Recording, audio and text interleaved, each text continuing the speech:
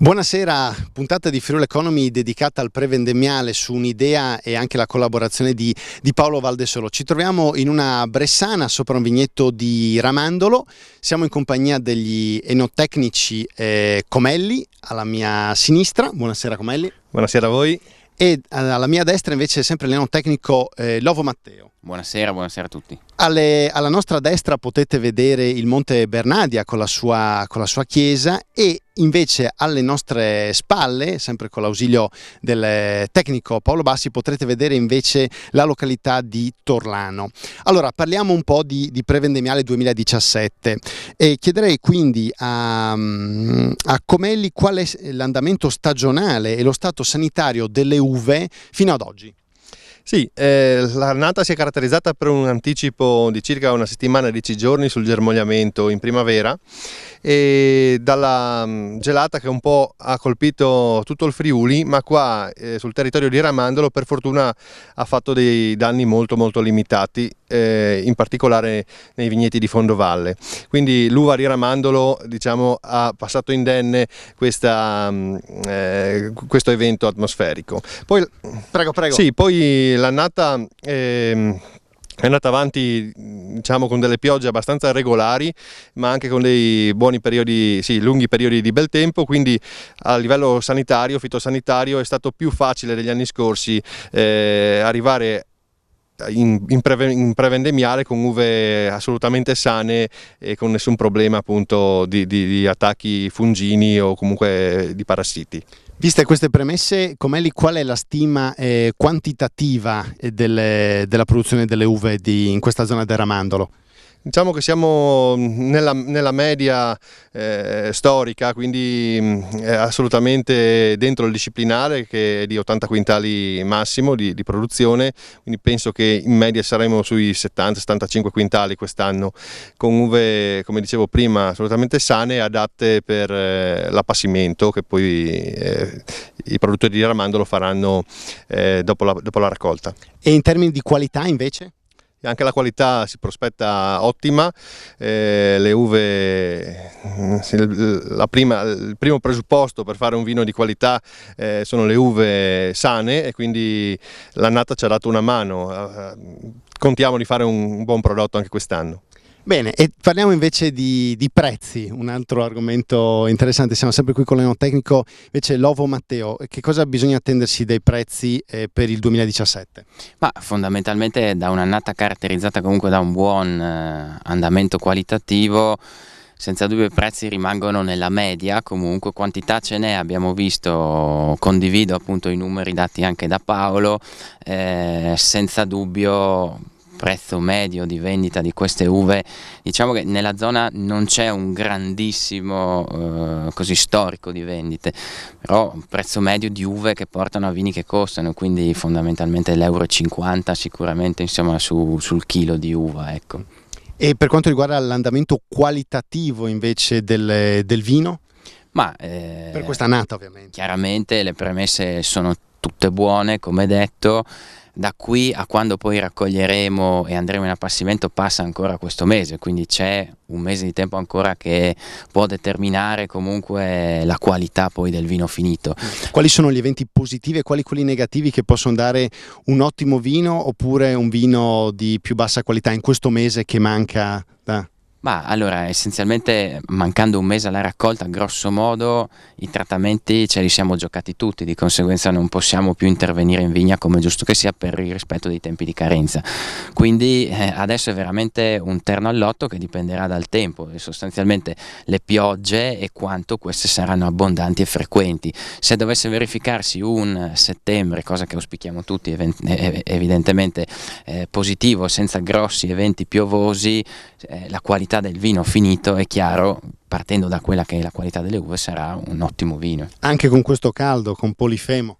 Ma in realtà su varietà come può essere il verduzzo friulano che ha buccia grossa, questo caldo è un fattore comunque che non fa nient'altro che anticipare la vendemmia, perché quello che ci interessa è portare a casa uve sane e che abbiano un'ottima concentrazione zuccherina, quindi senza dubbio sul verduzzo questo caldo, questo polifemo non ci fa la stessa paura che può fare per varietà come Sauvignon, come quindi varietà aromatiche che invece potenzialmente grazie al caldo vengono a perdere i precursori aromatici, ecco, quindi è molto importante.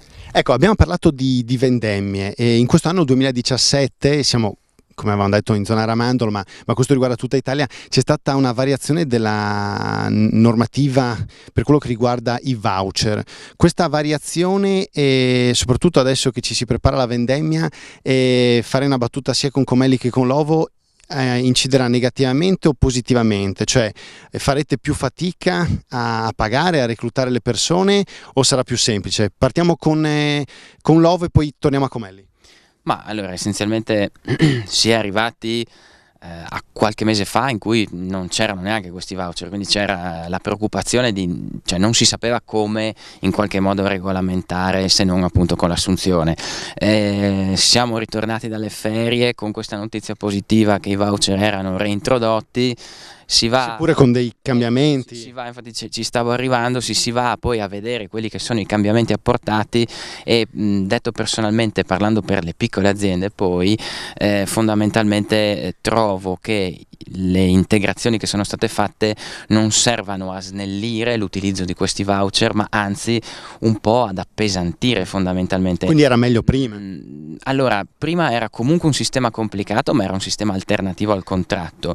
Questo è un sistema che è ulteriormente complicato, ma per quale ragione? Fondamentalmente perché si tratta di un utilizzo spinto di quelle che sono le risorse, diciamo, informatiche di un'azienda e degli stessi dipendenti, cosa che per le piccole aziende può essere non complicato, cioè non difficile ma complicato, perché dovete pensare che comunque non abbiamo tanti dipendenti noi piccole aziende, quindi la gestione di queste cose che comportano invece la presenza di un dipendente sono spesso difficili. Oltretutto è stata data la possibilità in qualche modo al dipendente, è stata data più importanza al dipendente che non all'azienda di confermare o meno il fatto di aver lavorato, quindi si crea veramente una situazione di difficoltà, ecco, tant'è che noi come azienda comunque adotteremo senza dubbio invece il metodo classico tra virgolette dell'assunzione, questo perché così la cosa è più gestibile. E Comelli invece sui voucher? Sì, io confermo assolutamente quello che ha già detto Matteo, è proprio una questione di organizzazione aziendale. Le aziende piccole come le nostre, dove spesso familiari così, non hanno il tempo di dedicare appunto alla burocrazia che comportano questi voucher e quindi a tutte le comunicazioni in cui appunto i collaboratori inizieranno la prestazione, la finiranno, e quindi anche noi, anche per quanto riguarda la nostra azienda, continueremo col metodo classico dei contratti. Chiuderei con due battute, una sui 10 anni del passaggio dal Tokai al friulano e l'altra su diciamo così, le inchieste che hanno riguardato anche l'agroalimentare in Friuli Venezia Giulia. Una battuta su queste due cose, Comelli, e poi dopo arriviamo anche a Lovo. Sì, per quanto riguarda il friulano, sono passati in un lampo 10 anni e non si è visto un gran sviluppo appunto di questa varietà, pur se sui giornali politici e tutti continuiamo a dire che è stato un peccato. Secondo me la colpa è soprattutto di noi produttori, che non ci abbiamo creduto fino in fondo e non abbiamo preteso appunto che fosse fatta una promozione mirata di un certo tipo. Per quanto riguarda invece le inchieste sull'agroalimentare nella nostra regione, è giusto che ci siano quando appunto ci sono dei problemi evidenti. Un po' i media ci fanno il loro lavoro, ma fanno forse più danno di quello che in realtà viene fuori dai veramente pochi disonesti che magari utilizzano tecniche non idonee, che non rispettano i disciplinari di produzione. Lovo, lei? Sì, rapidamente mi trovo assolutamente d'accordo con Paolo. Nuovamente, per quanto riguarda il friulano, trovo che sostanzialmente sì, cioè questo vino di cui si è tanto parlato poi in qualche modo sia una risorsa per la nostra regione, che in questo momento è sicuramente un po' messo in ombra dalla ribolla gialla, ma che proprio come la ribolla gialla e come tutti i nostri autoctoni troverà successo nel momento in cui ne parleremo, in primis noi produttori, bene, e saremo seguiti e in qualche modo supportati da quella che è la politica, ecco, molto semplicemente. Per quello che riguarda appunto la questione indagini e utilizzo di così, sostanze non ammesse nel settore, trovo che sia giustissimo in qualche modo bloccare queste persone, fare sì che non ci sia questo tipo di lavoro. Però trovo anche che prima di arrivare a delle conclusioni affrettate bisogna lasciare il tempo alla giustizia di fare il suo corso. Quindi l'informazione è una bellissima cosa, però deve essere informazione, non, passatemi il termine, così, mezzo per spaventare le persone, anche perché in questo momento non sappiamo se quello che stiamo consumando è qualcosa di buono o meno, però non abbiamo neanche l'elemento per diciamo capire chi è dalla parte del giusto. Certo. Di conseguenza, ecco, lasciare questi momenti di transizione in cui non si sa se la persona accusata ha sbagliato o meno è sbagliato. Arriviamo a dare l'informazione una volta che appunto le bocce si sono fermate. Certo. Bene, qui dalla zona Ramandolo è tutto, ringraziamo Comelli e Lovo. Proseguiamo ovviamente il tour con le altre zone che toccheremo per Friuli Economy.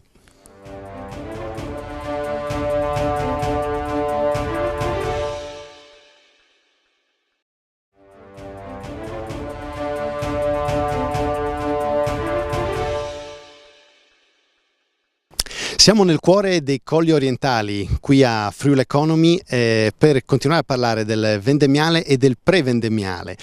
Siamo in compagnia di Specogna, l'enologo, buongiorno. Buongiorno a voi. E siamo anche in compagnia di Dario Armacola, presidente di Coldiretti FVG. Buongiorno.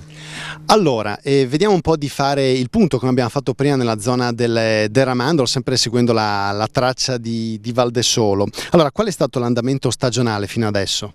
Ma è stata una stagione chiaro-scuro, nel senso che noi vignaioli abbiamo dovuto affrontare un inizio di stagione per nulla semplice, legato soprattutto nelle nostre zone alla gelata del 21 aprile, della notte del 21 aprile, in cui soprattutto i fondovalle del comprensorio collinare dei Colli Orientali, nelle zone di Corno di Rosazzo, Iplis e nelle zone anche di Spessa e Bosco Romagno, è stato colpito appunto da questo evento che ha compromesso molto la produzione di quella parte dei vigneti. Dopodiché abbiamo avuto un proseguio della stagione caratterizzato da fasi altalenanti, da grandi caldi nella parte finale di luglio e inizio agosto, che poi hanno avuto un seguito invece, ahimè, con delle grandinate.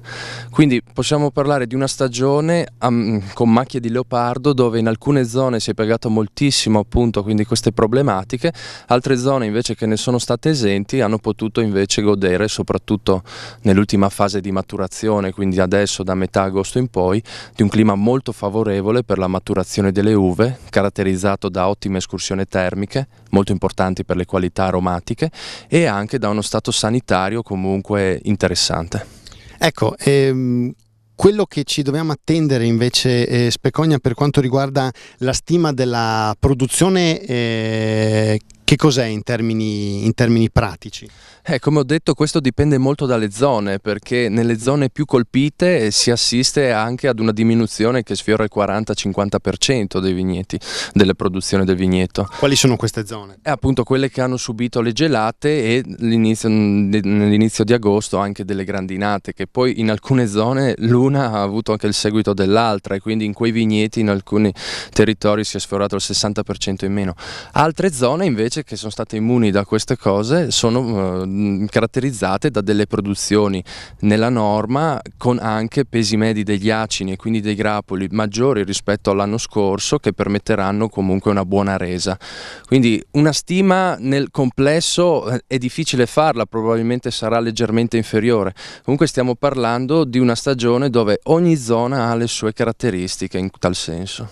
Ecco, venendo al livello qualitativo dell'uva, Ermacora che cosa ci può dire su questo tema? Ma il qualitativo io credo che sia comunque interessante, come diceva Christian giustamente, abbiamo avuto l'ultimo periodo che è quello fondamentale, quello diciamo che caratterizza l'annata in termini qualitativi, molto favorevole perché non è mancata l'acqua, come purtroppo è successo in altre parti d'Italia, e la maturazione sta proseguendo in una condizione ottimale, fatta eccezione dove è stata colpita da grandine, dove c'è stato qualche evento diciamo calamitoso che ha un po' compromesso sia la quantità che la qualità, ma devo dire che nel complesso insomma l'annata si presenta bene e anche molto bene per certe varietà. Ecco, in questo senso i prezzi delle uve attorno a che cifre oscilleranno, Ermacora?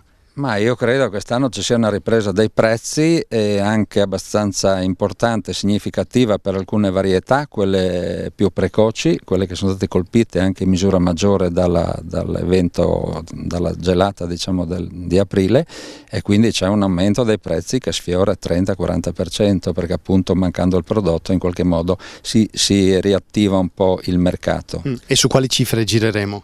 Ma si supera l'euro senz'altro quest'anno, cosa che insomma in passato non sempre era frequente, se non per alcune varietà come poteva essere la ribolla, il pinot grigio, il sauvignon. Quest'anno io credo che anche varietà fra virgolette meno pregiate superano l'euro. E la previsione qualitativa, quindi in sintesi dell'annata 2017 del vino dei Colli Orientali, quale sarà alla fine? Io credo sia molto buona, magari qualcuno potrà sorridere perché diciamo sempre ogni anno che l'annata è eccezionale, però l'anno scorso abbiamo avuto una condizione veramente stupenda. Quest'anno io credo che la condizione sia abbastanza simile, nel senso che non c'è una produzione particolarmente generosa e quello va sempre a vantaggio della qualità. Le condizioni climatiche sono ideali perché 10 giorni fa è arrivata l'acqua anche in maniera significativa, non sta soffrendo la siccità, le previsioni danno anche per fine settimana probabilità di altra acqua, quindi io credo che per i bianchi possiamo già dire un'ottima annata, per i rossi ci sono tutte le premesse affinché sia una grande annata. Se arriva l'acqua e la pianta non va in stress ci saranno senz'altro soddisfazioni dal punto di vista qualitativo. Ecco, siamo in Italia, in Friuli, ma in Italia, quindi bisogna anche fare i conti con la normativa. Avevamo proprio visto anche a Friuli Economy il tema dei voucher. Quanto incideranno per le vendemmie questi cambi normativi? C'è stato un periodo di indecisione perché erano stati tolti, poi adesso sono ripartiti però con dei cambiamenti. Alla fine in positivo o in negativo, Ermacora? Parliamo anche poi di un settore, quello agricolo, da cui erano di fatto partiti i voucher. Ecco, erano partiti, rappresentavano l'1,3%, quindi non potevamo dire o non si può dire che ci sia stata un'azione di speculazione da parte delle imprese agricole nell'utilizzo dei voucher. Rappresenta senz'altro un problema, anche se dobbiamo dire che abbiamo uno strumento che è quello della manodopera cosiddetta avventizia, che in qualche modo si riesce a sopperire. Però voglio solo citare un problema, il fatto che chi ha più di 5 dipendenti non può utilizzare i voucher. Questo ormai nell'azienda del settore vitivinicolo 5 dipendenti molto spesso ci sono e quindi c'è una limitazione, una grossa limitazione nella possibilità di utilizzo sulla raccolta, che dovrebbe essere il primo strumento da utilizzare visto che si lavora 10, 12, 15 giorni, quindi per un periodo estremamente limitato. Non riesco a capire, non riuscirò mai a capire come mai non si riesca a essere obiettivi, a creare degli strumenti normativi che permettano di operare. Le aziende ne hanno bisogno, il sistema economico ne ha bisogno. Io credo che dobbiamo sgombrare veramente l'atteggiamento da irresponsabile che in questi ultimi anni ormai possiamo dire c'è su temi che non si vogliono affrontare in maniera seria. Non so se anche Specogna voleva dire qualcosa sul tema dei voucher, oppure aggiungendo qualcosa che ha detto Ermacora, oppure sente di condividere. Assolutamente, come imprenditore condivido pienamente le parole dette da Dario e ha sottolineato un'ulteriore cecità che si è avuto a livello di scelta politica economica, anche perché era uno strumento utilissimo e che quindi assolutamente oggi come oggi va rivisto su certi suoi parametri utilizzati con le nuove normative per permettere una miglior gestione del lavoro da parte delle imprese agricole. Bene, adesso proseguiamo il nostro tour prevendemmiale e vendemmiale recandoci invece in un'altra zona del Friuli che vedrete subito dopo il break pubblicitario.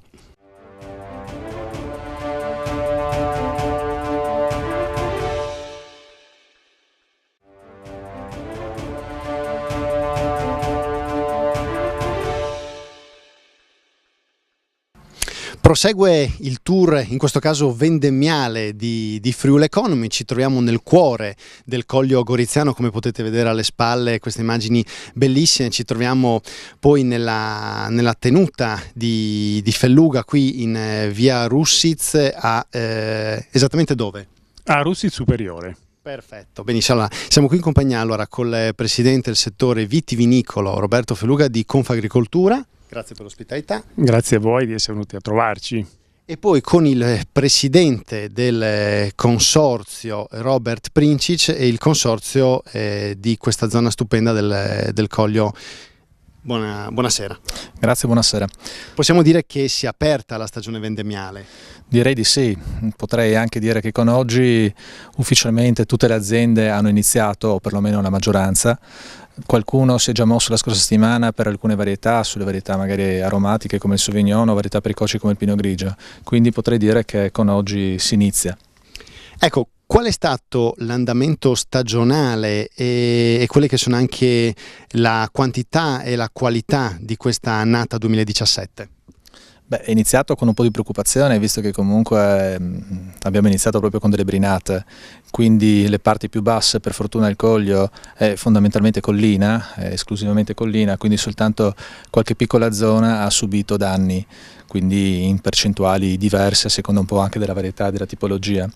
Poi successivamente la stagione è stata a dir poco perfetta, perché comunque abbiamo avuto una giusta quantità di acqua, una giusta quantità di sole, quindi un'insolazione ottima, il che significa che i risultati sembrano piuttosto buoni e quindi i risultati finali sui vini riteniamo possono essere fantastici. Quindi questo sulla qualità, sulla quantità ci sembra di capire che, salvo alcuni casi, dovrebbe essere sostanzialmente quella dell'anno scorso, con un leggero calo, diciamo. Ma i primi dati ci dimostrano una certa costanza. Vero è che, come ho già detto prima, le parti più basse o comunque i piedi delle colline hanno subito sicuramente qualche danno e quindi qualche gemma produttiva in meno c'è e quindi forse qualcosetta in meno. È da capire, poi un dato finale ce l'avremo alla fine quando riusciremo a capire un po' in base anche alle varie varietà, perché c'è qualcosa che ha subito danni, altro meno, quindi alla fine ne riparliamo. Insomma. E per quanto riguarda i prezzi Princic, qual è la situazione per questa annata? I prezzi delle uve ovviamente. Ma i prezzi delle uve in un certo senso sono un po' in definizione, o meglio tendenzialmente stabili con qualche leggero aumento a seconda proprio delle varietà, a seconda della qualità. Sempre di più si cerca di pagare la qualità dell'uva, quindi la qualità e la cura comunque dei vigneti viene ripagata e di conseguenza chi acquista tende a guardare questi aspetti e a valutare l'uva nei dettagli. Ecco, Felluga, parlando sempre del settore vitivinicolo, c'è stato un cambio che ha riguardato in tutta Italia dal punto di vista normativo la gestione dei voucher. Questo cambio secondo lei è stato alla fine positivo o negativo, visto che adesso insomma, è iniziata la vendemmia e quindi ci sarà un'esigenza di utilizzo dei voucher?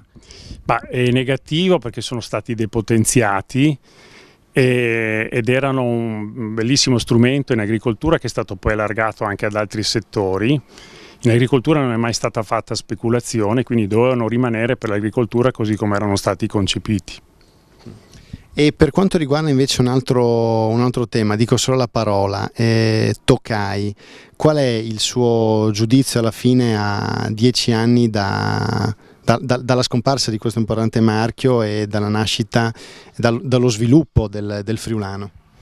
Ma so che anche in questi ultimi giorni ci sono nuove polemiche riguardo poi la campagna che è stata fatta e come sono stati spesi i soldi. Ma io ho letto delle dichiarazioni dell'ex assessore Violino che ribalta la responsabilità ai produttori. I soldi non erano dei produttori, i soldi li aveva in mano la regione ed in particolare assessorato all'agricoltura, quindi la responsabilità è dell'assessore Violino.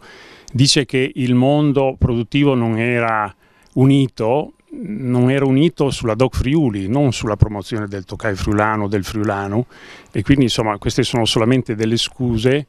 E io proprio, visto che ho questa possibilità, rivolgo all'ex assessore l'invito a fornire il piano delle spese fatte proprio su quei milioni che sono stati dati per il Tokai friulano. Ecco, vediamo se poi anche l'ex assessore Violino coglierà questa richiesta che sta facendo appunto Felluga. E per quanto riguarda invece l'andamento di quest'anno, Felluga voleva aggiungere qualcosa rispetto a quello che ha detto Princic? Il Presidente ha spiegato bene qual è la situazione, non posso che confermare che l'andamento climatico, a parte la gelata di fine aprile che non ha toccato fortunatamente se non marginalmente la nostra denominazione Collio, abbiamo avuto un andamento molto equilibrato e quindi ci sono veramente ottime premesse per avere una grande qualità 2017. Bene. E adesso proseguiamo il nostro tour e andiamo nell'azienda agricola di Duino Auresina di Sandy Scark.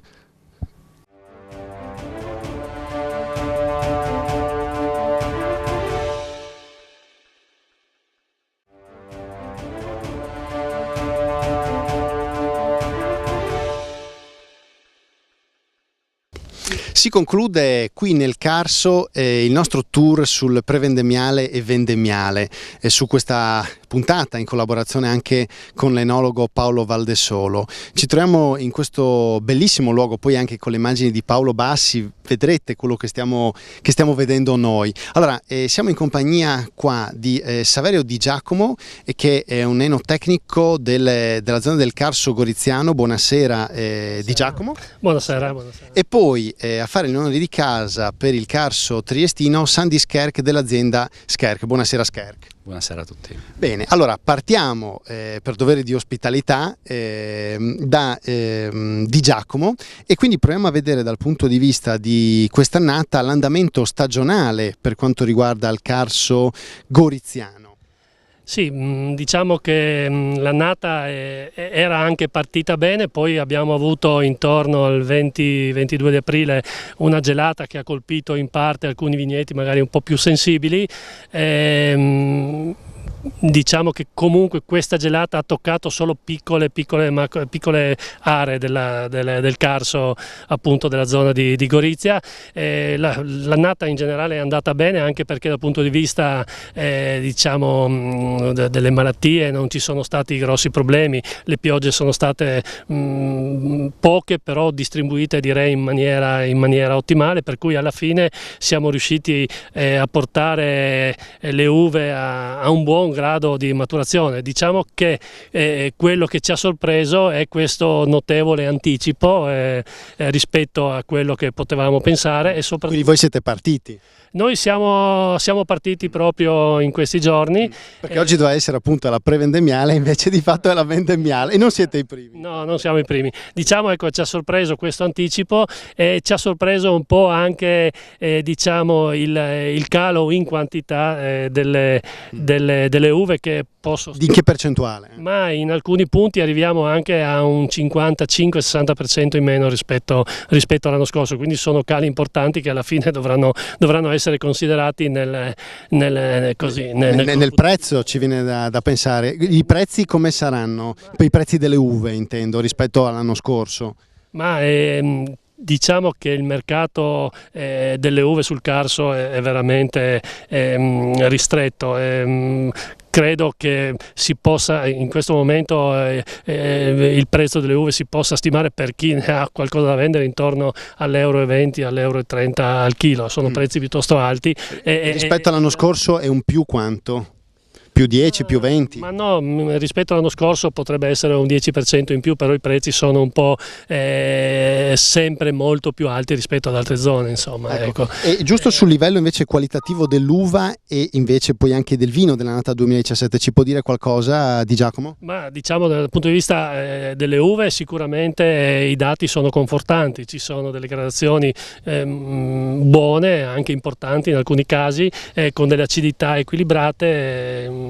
dei pH appunto in linea, per cui i presupposti sono per dei vini 2017 notevoli, importanti e molto, molto belli. Poi naturalmente quella che sarà l'evoluzione è sempre difficile da avverrà in questo mese. In questo mese naturalmente, speriamo che tutto proceda per il meglio. Direi che possiamo dire sicuramente che sarà un'ottima annata, al di là delle quantità povere. Ecco. Passiamo dal Carso goriziano a quello triestino, dopo che abbiamo appunto espletato i doveri di ospitalità, e siamo qui con Sandy Scherk dell'azienda agricola Scherk, appunto. E partiamo un po' da quello che è stato l'andamento di questa annata 2017 Scherk, sia dal punto di vista magari della qualità che della quantità. Poi dopo arriveremo al prezzo, perché chiaramente poi è una conseguenza di tutto ciò. Sì, concordo con quello che ha appena accennato Saverio, quindi un'annata molto calda all'inizio in primavera, che con poi questo freddo che ha in effetti in tanti posti fatto dei danni, delle gelate. Fortunatamente qua, diciamo sul Carso triestino, quest'anno la fortuna ci è baciato, se possiamo dire. Sì, infatti adesso parlare di freddo con questo caldo a fine agosto... Quindi anche noi avevamo rischiato, eravamo molto preoccupati di quei giorni di freddo. Fortunatamente non è sceso sotto lo zero, noi abbiamo comunque il mare abbastanza vicino, quindi questo polmone di caldo ci ha tenuto, ci ha salvato tutte le vigne, e quindi da questo punto di vista bene. Quindi le quantità non sono state toccate, le dice, dovrebbero essere quelle dell'anno scorso più o meno? Ma sì, le quantità, noi non è che parliamo spesso delle quantità, sì, perché comunque è il produttore un po' che decide anche la quantità che vuole avere. Poi certamente, insomma, se viene la grandine o se vengono le gelate, si va sempre in riduzione, calando, quindi non va bene. Dal punto di vista sanitario, quindi?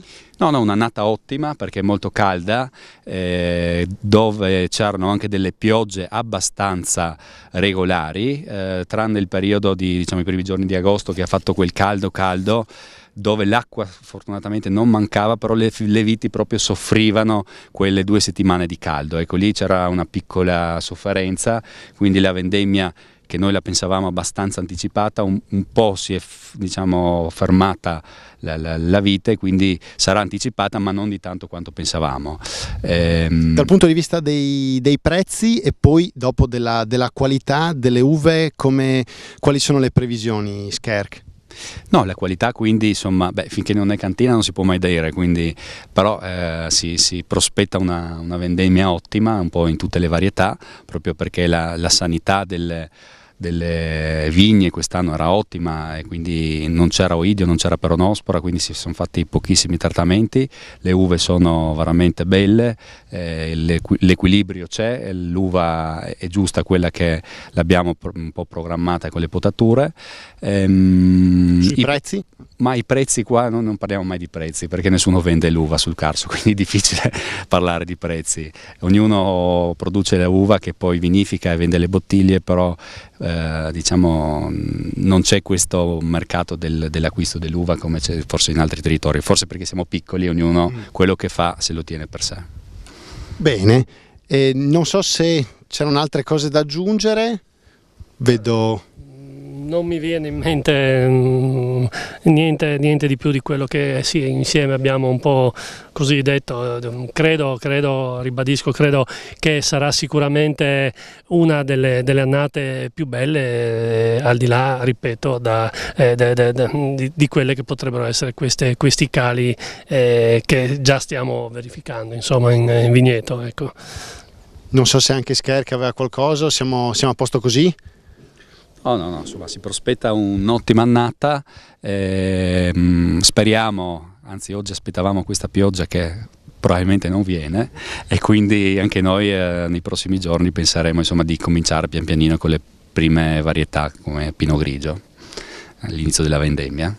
Perfetto, allora ringraziamo Di Giacomo Escherch, un ringraziamento anche a Paolo Bassi per tutta la collaborazione tecnica, per averci seguito, e a Paolo Valdesolo per l'ideazione e l'organizzazione di questa trasmissione. E ci vedremo anche poi il 13 di settembre per un'altra puntata di Friuli Economy dedicata alle vendemmie Friuli Venezia Giulia. A tutti voi telespettatori una buona serata con le trasmissioni di Telefriuli, e qui passo la palla da Friuli Economy.